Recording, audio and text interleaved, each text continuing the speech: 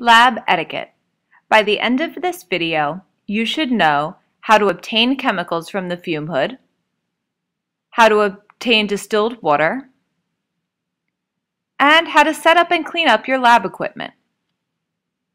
Let's start by looking at some general rules for lab etiquette. First, always clear desks and backpacks to the very front of the room. Obtain glassware from cabinets as you need it. Obtain chemicals and distilled water in labeled beakers. Do not remove stock bottles from the fume hood. Wash and return all glassware to its original location. And throw away all trash.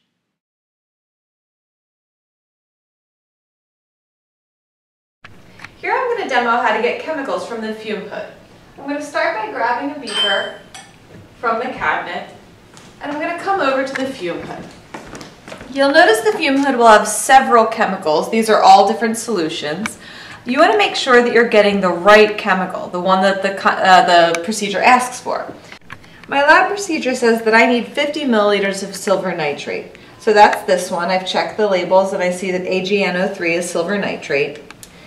I'm going to use a marker to label my beaker silver nitrate so I know what I'm putting in it. You can use a Sharpie to write directly on the glass. That'll come off with a little bit of alcohol.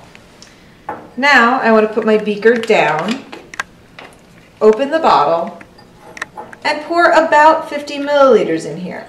Remember that beakers are not meant for measuring. They're only approximate values on these lines here. Then I'm going to put the lid back on the bottle and return it to the fume hood. Do not take stock bottles back to your table with you. That makes it difficult for other students to get chemicals when they're ready. Now, I'm going to take my beaker back to my lab station where I can measure out the precise amount that I actually need.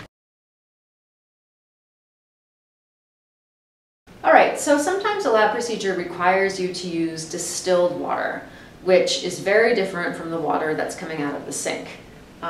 You may also notice that visually. So I'm going to get a beaker and go over to the distilled water tank to fill it up.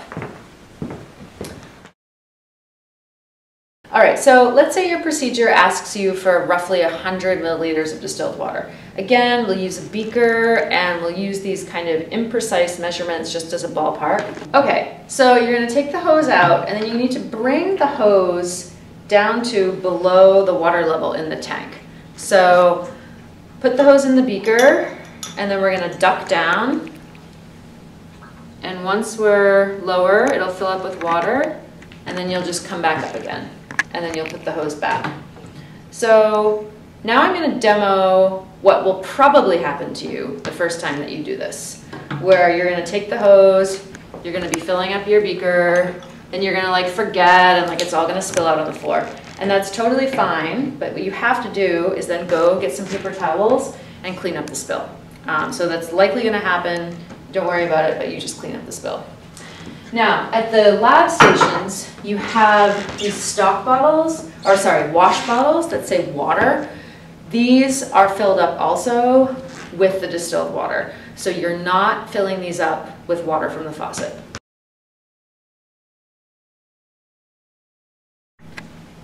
You'll see when you come in the lab, sometimes some of the equipment you need will already be at your station for you. When you need other equipment that's not already out, recall that the cabinet underneath your lab station contains a balance, a hot plate, and several other small lab items like weigh boats and scrutinos.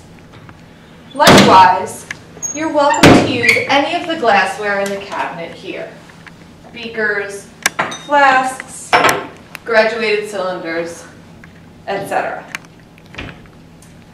When you're done with the lab and it's time to clean up, if you've only been using water in the lab, it's perfectly fine to simply rinse your glassware and dump it down the drain. If you have other chemicals, you'll need to wash your glassware more thoroughly. First, make sure to dispose of any chemicals you have according to the instructions your teacher gives you. Then, things like test tubes can be washed with a little bit of soap and a test tube brush. When you're done washing your glassware, test tubes should go upside down to dry.